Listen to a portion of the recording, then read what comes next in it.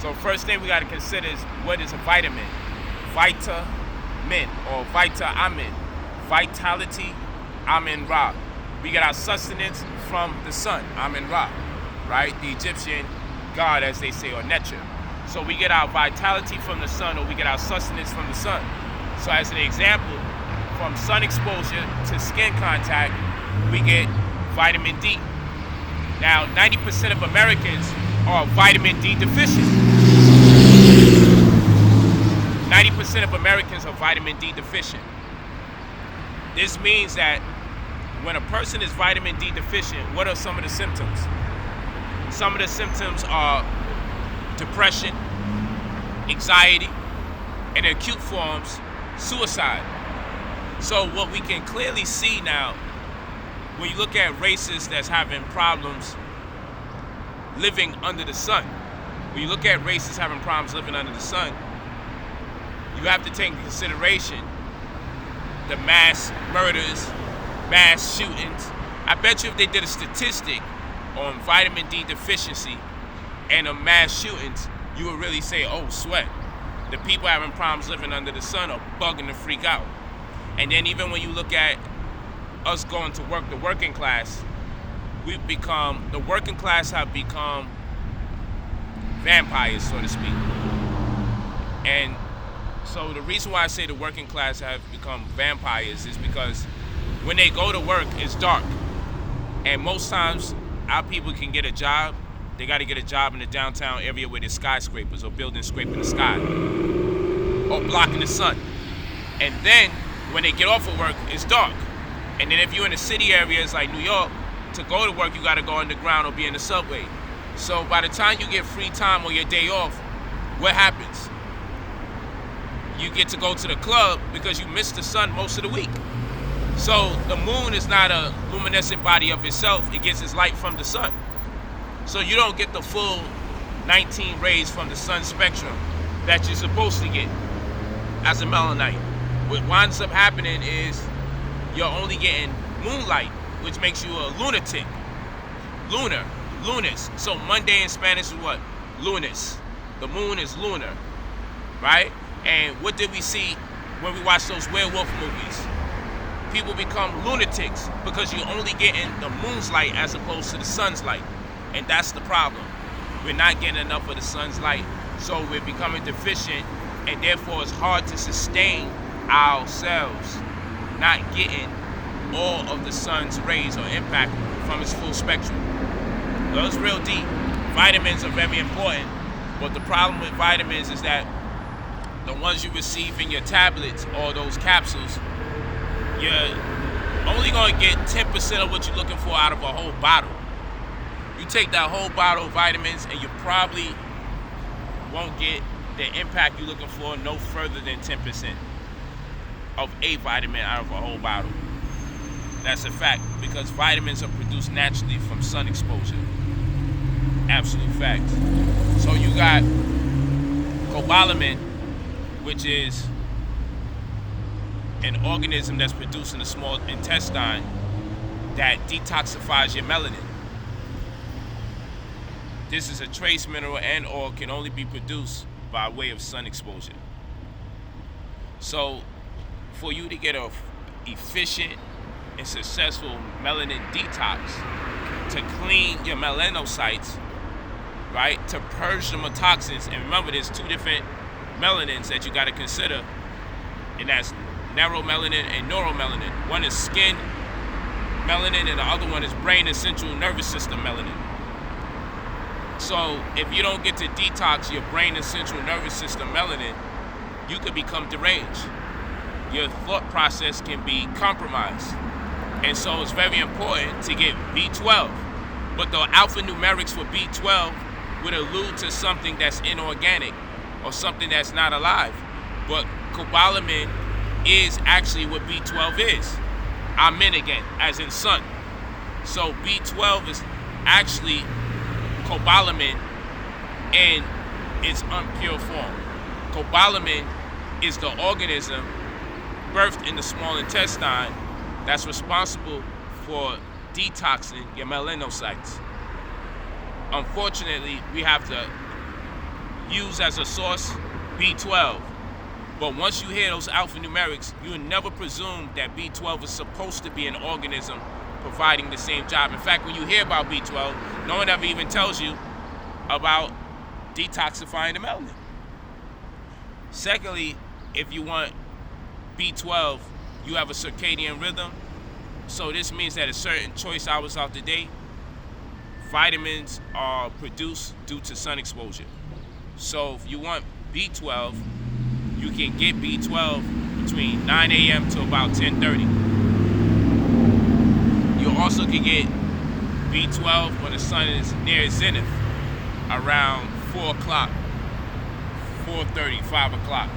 So you have an internal clock, and during key points in time out the day, your body produces vitamins provided you get the sun exposure that corresponds with that hour.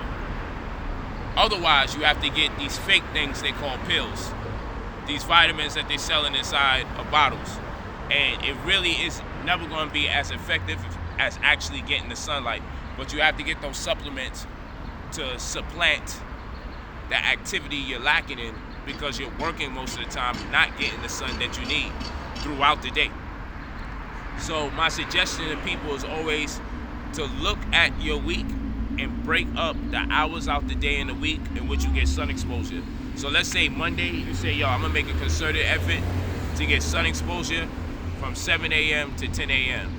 Then you say on Tuesday, as an example, I'm gonna go from 10 a.m. to about 12 noon. Then on Wednesday, you might say, I'm gonna go from 12 noon to 3 p.m. Then, and so forth and so on. The reason you wanna do that, because the sun is as important to your diet as consuming physical food. The sun is part of your diet. When you eat food, you're looking to get vitamins. So the sun is part of your diet. In the same way, light is synthesized by plants for the purposes of creating food and information. Melanin is the first cousin to chlorophyll, and it also synthesizes light for the purposes of expansion, consciousness, communication amongst the cells, called autopoiesis. It's very important. So light is a form of food, and that's why you don't want to surround yourself around lights that don't biologically embed. So many of the lights that we have on in the house, if it's not light by fire, candlelight, you got to be careful, because your body looks for light for nutritional reasons and purpose. And like I said, the light that's in our households do not biologically embed, so we can't use them for natural purposes. We can't synthesize the halogen lights in the hospital that the children are born to. We can't synthesize the lights that's in your house, the 65, 75 watt light bulbs. That light does nothing for you. And in turn, it creates a form of depression, unbeknown to many of us. And in turn, relying on those lights make us vitamin D deficient, because we're not getting the natural light, because we are just like plants in the sense that we grow towards the sun. We're just like plants in the sense that we break down the light for the purposes of communications to take place on a cellular level within the body. Very important information. So light, as I always say, is priority in our diet.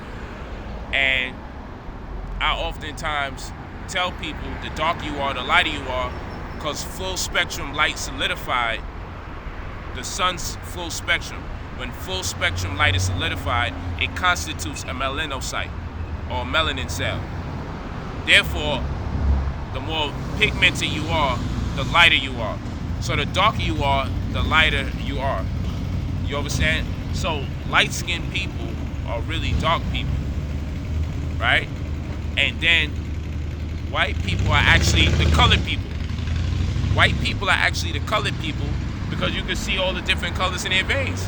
Their skin is transparent. White people are colored people, and dark people are light-skinned people, because when the sun, or when light in its full spectrum is consolidated, it constitutes the melanocyte. So how about that? They've been playing games with us the whole time, calling us the colored people, and they're colored. They be looking pink, We can see the green vein, we can see blue veins. It's insane. They're actually like ghostly in a sense. This is not to disrespect anybody. They are actually the colored people. We're the light-skinned people. We're children of the sun. We can live in the light. We don't, on average, need sunscreen. We don't need to block the sun. I mean, consider that type of task on planet Earth. If you're having problems living under the sun, one, you're either not from this planet, or two, you don't belong on here. It's a fact. And then you have to ask yourself, why would the melanated want to produce babies with people who may give our offspring disadvantages like not being able to live under the sun? Just a thought though. Maybe I'm tripping. But when you break down this information, people think that your attempt is to be racist. And I have no investment in racism.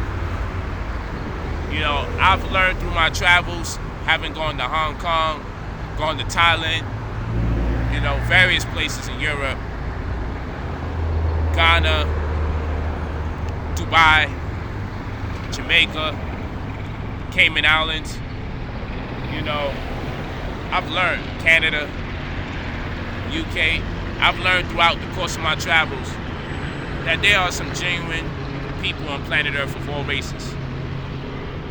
Very positive people that have contributed to my life or my family's, either advertently or inadvertently. So this presentation has very little to do, if any, with race as far as the politics thereof. These are just facts. These are just facts. I'm not looking to be rude or I'm not even attempting to be facetious in the slightest. These are just facts. And unfortunately, when you speak these truths, people want to have you shut down.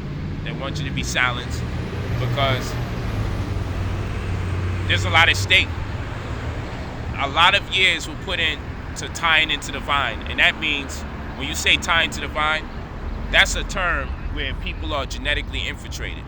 Tying into the vine, as in retrospect to our history here in America and abroad, is when other races were raping us for so many generations that we'd adopt their lifestyle and their techniques, but it's also so we can prolong their existence on planet Earth. They said they hate you, but it never stopped them from raping you because they needed to prolong their lifespan. They needed to survive. What you call sickle cell was the malaria that was killing off Caucasoids. What you call sickle cell anemia is the cure for malaria in black people and the death for Caucasians. I'll say that again. What you call sickle cell anemia is the cure for black people for malaria and the death sentence for Caucasians and non-blacks alike. They thought we were zombies when we wasn't dying from malaria. But what our body did is create what's called an adaptive disorder. You see, we'll call it a disease, but let's really be more technical. Sickle cell anemia is an adaptive disorder.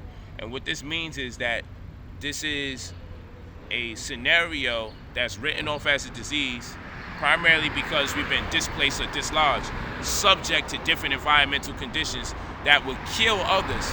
But for us, our immunity was so strong, our body came up with a working model to protect us, which was to turn the red blood cells into crescent shapes and deprive the malaria parasites of the oxygen that it needed to survive. And because it couldn't survive under those conditions, yes, we did come up with a form of discomfort, but this discomfort that they're identifying as a disease is an adaptive disorder because it was our body's form of creating a cure to prolong our life under these stark circumstances called the cold, which malaria exists in. Now you go throughout Africa and you look at the disease, sickle cell anemia, it's going to be very hard to find it until you realize people started going to Africa that had it. Okay? It has its inception in going to the colder places. And so We had the cure. And a lot of white folks was thinking, these guys are zombies. Maybe it's their black skin. We didn't get sick. They'll see their loved ones having to get buried. They see us looking like we're on our deathbed. They're not feeding us good food. And next thing you know, we back up and running. And they're like, yo, what the hell is this? This person's still alive? So sickle cell was actually a cure. And it still is to this very day. It's the byproduct of a history that denotes the strength of our immunity as a race. And this is why we've been experimented on for so long. This is why when you study Henrietta Lacks, without the permission of her family, they were constantly replicating her cells. So much so that you can build an Empire State Building worth of her cells in terms of height and weight. They've been using her cells to cure diseases, not even to the aid, not even to the advantage of us as a people, more rather to the advantage of non-black people. Picture that, they've been using a black woman's cells to cure diseases for non-black people, and then charge us all sorts of money for health care, for health insurance, when our DNA is the health insurance for other races. How about that one? And Henrietta Lacks is not the only one of her kind, where they realize, yo, this blood, for whatever reason, is susceptible or vulnerable to getting diseases, this DNA type. So, in many senses, we have like the Wolverine factor. If you study the X-Men, Wolverine, there was a time where there was a virus murdering all the mutants. And what they learned to do towards the end of the show was to make sure they give Wolverine the virus on purpose. So Wolverine would die momentarily, but he had such a healing factor that his body created the serum or the remedy. And then they created the vaccine from his blood. Okay? Wolverine is the metaphor for black people. More especially in this particular case, Henrietta Lacks. It looks like just a cartoon, but they've identified us in society as the mutants. And all the while, whenever we get a fair shake, whether it's in sports, whether it's in music, or various forms of entertainment, or education, anytime we've given it a fair shake, we've always excelled to the top in mathematics, excelled to the top in science, excelled to the top in sports, excelled to the top in music. Facts. All facts. So we have been categorized as the X-Men, figuratively speaking, as the mutants in society that they want to murder off because they don't understand us, because of the gifts that makes us so special. In fact, they've turned our gifts into things that have become atrocities, where they got our people walking around now, since they control the educational system, they got our people walking around here feeling like something's wrong with their broad nose. Something's wrong with their big neck, big lips and their big nose and their almond-shaped eyes and big eyes and their dark skin. All the things that make us special. They got the women feeling bad that they got hips. They got our women feeling bad that they got hips. But those hips are designed for childbearing. The race that has the hips is the race that's supposed to reproduce at a maximum level. It's real talk. They got breast milk banks out here filled with our women's milk because they have problems producing milk at the same efficient rate that we are able to produce milk. Breast milk banks. So, and then you also have black women being hired to breastfeed white children. We don't see these things and say, damn, we're superhumans on planet Earth. No, they will project in the media that we're harlots, that we're prostitutes, that we're vagabonds, that we're promiscuous. But what they won't tell you is, all the while, they're raping you of your DNA. They can't even go into space without using melanin. They done created a synthetic form of melanin called black synthetic matter. They done created a form of melanin called black synthetic matter. BSM. It's coated in your umbrellas. It's put into your glasses. Rocket ships have this melanin coated outside of it because you can't leave the planet unless you coat it with melanin, which makes me question the validity of some of these explorations that have humans on it, because it would make more sense to send melanated people out in space, not melanin recessive people, because we know you have to coat even your ships with a form of melanin so it can interpenetrate the Van Allen's belt, which would set anything ablaze if it's not coated with melanin. Facts. Well, I mean, shit, what do I know? I'm just talking crazy anyway at the end of the day. But when you look this stuff up, you'll say, wow, we really are special. We are the X-Men. We are the mutants. You feel what I'm saying? That's what we really are.